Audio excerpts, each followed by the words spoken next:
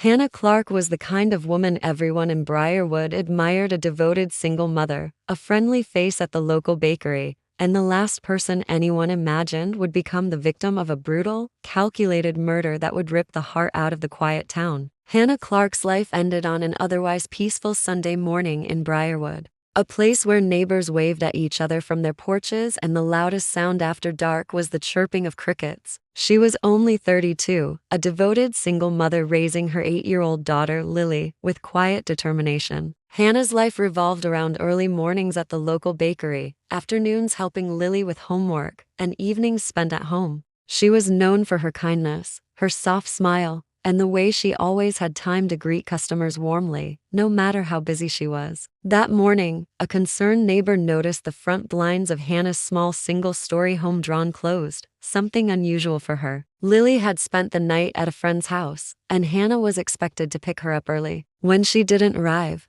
the neighbor went over to check. The front door was locked, but a window at the side was slightly open. The neighbor called the police, uneasy about intruding, but sensing something was terribly wrong. When officers arrived, they forced their way inside. The scene was unlike anything the quiet town had seen before. Hannah was lying on the living room floor, motionless, with clear signs she had been attacked. Furniture was overturned, a coffee table shattered, and a lamp lay smashed beside her. Her groceries from the night before, milk, bread, and a small carton of strawberries, were scattered across the kitchen floor, as though dropped in a rush. The air inside was heavy, the silence oppressive. The officers quickly noted that nothing valuable seemed missing. Her handbag was still on the counter, her phone on the coffee table, and cash tucked in her wallet. It didn't look like a robbery. There was, however, evidence of a struggle: deep scratches on her arms, a broken necklace clasp, and blood on the carpet. In the corner, a chair was tipped over near the back door, which stood unlocked. Neighbors, gathered outside in disbelief, spoke in hushed voices about hearing a loud thud the previous night. One recalled seeing a shadow moving quickly across the yard,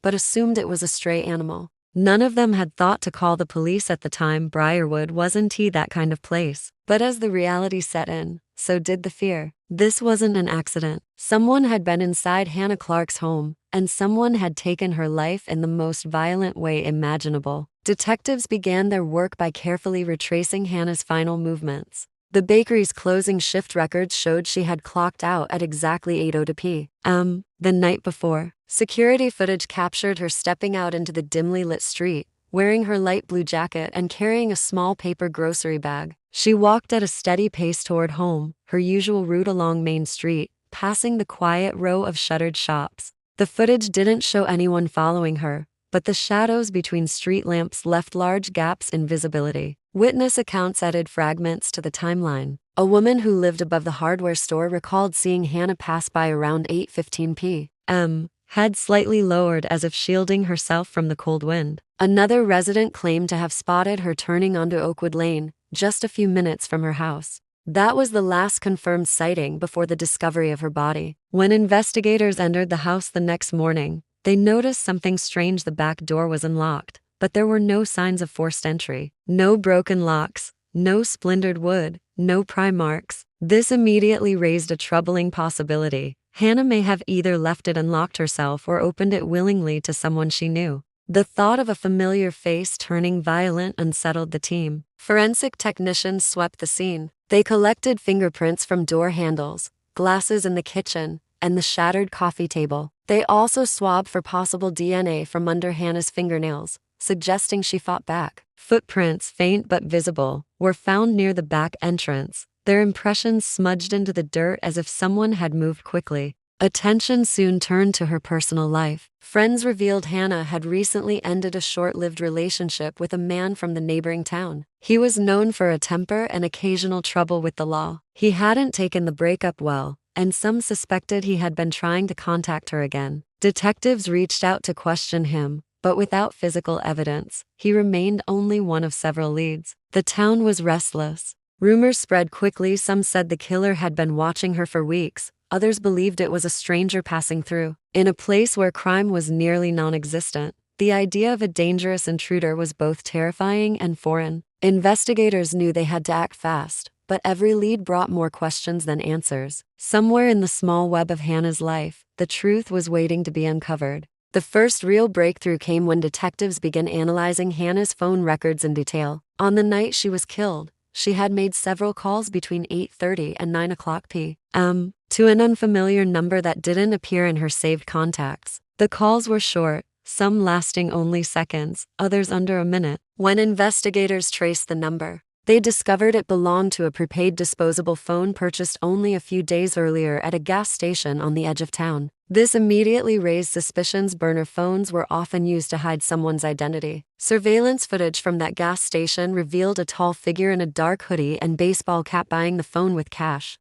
The person kept their head low, avoiding the security camera's direct view. Though the image was grainy, detectives noticed something unusual. The individual wore work boots with a distinct tread pattern. This detail became more significant when forensic teams processed the footprint impressions from outside Hannah's back door. The tread matched perfectly. Investigators then began the tedious process of tracking down stores in the state that sold that exact brand and model of boots. There were only 6. Calls were made to each store, and one clerk remembered selling a pair to a man just a week earlier. He had been alone, paid in cash, and left quickly without making small talk. The description was vague but consistent with the gas station footage.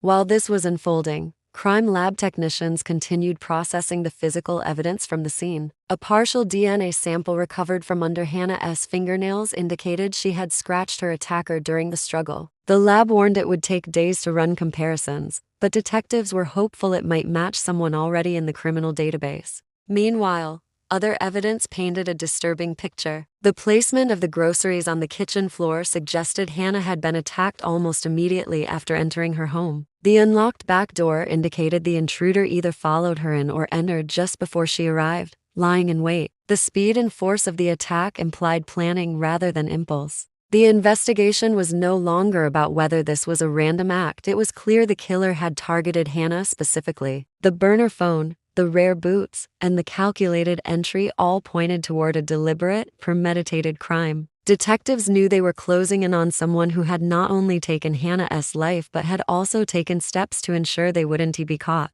The case took a dramatic turn when the long-awaited DNA results came back from the state crime lab. The sample taken from under Hannah's fingernails did not match the ex-boyfriend or anyone in the National Offender Database. Instead, it matched a local resident, Daniel Ross, a 39-year-old handyman who had lived in Briarwood his entire life. Daniel was a familiar face around town, known for taking on odd jobs like fixing fences, repairing roofs, and tending to gardens. He was quiet, polite, and rarely the subject of gossip. To most people, the idea of him committing murder seemed unthinkable, but a deeper look into his history revealed details that raised red flags. Years earlier, Daniel had been charged with trespassing after being caught inside a neighbor's shed late at night. He had also been accused, though never convicted, of following a woman home from the grocery store. These incidents had faded from public memory, overshadowed by his image as the helpful local handyman. Detectives soon learned that just weeks before her death, Hannah had hired Daniel to repair a broken lock on her back door. According to her friends, she had mentioned that the job was never finished. This seemingly minor detail now carried chilling implications. If Daniel had left the lock unrepaired, he may have known he could enter her home with ease. Investigators searched Daniel's modest home on the outskirts of town. Inside, they found work boots with the exact tread pattern matching the prints near Hannah's back door. They also found a receipt for a prepaid phone purchased at the same gas station from the surveillance footage. Hidden in a drawer was the phone itself, its call history showing the series of unanswered calls to Hannah's number on the night she was killed. When confronted with the evidence, Daniel refused to cooperate. He neither admitted nor denied involvement, simply staring at the table during questioning. Detectives noted his lack of emotion, his complete absence of surprise when told his DNA had been found on Hannah. It was as though he had already prepared himself for this moment. The pieces were falling into place, and the picture they formed was one of deliberate betrayal. Someone Hannah had once trusted to work on her home had allegedly used that trust as a weapon against her. In the eyes of investigators, there was no longer any doubt they had their suspect. As prosecutors built their case, investigators dug deeper into Daniel Ross's connection to Hannah, determined to uncover a motive that would make sense of the brutality. Their search led them to Hannah's attic, where, inside a dusty cardboard box, They discovered a disturbing collection handwritten letters addressed to her but never sent. The writing was erratic, at times pleading for her attention, at other times seething with resentment. Phrases like "you can't ignore me forever" and "I know where you go" hinted at a dangerous fixation. Friends of Hannah later confirmed she had grown increasingly uneasy around Daniel in recent months. She had confided in one neighbor that he seemed to show up uninvited, offering to help with small repairs she hadn't asked for. She never reported him to the police, perhaps believing his behavior was harmless or not wanting to cause trouble in such a small community. Tragically, her reluctance to speak out may have allowed his obsession to grow unchecked.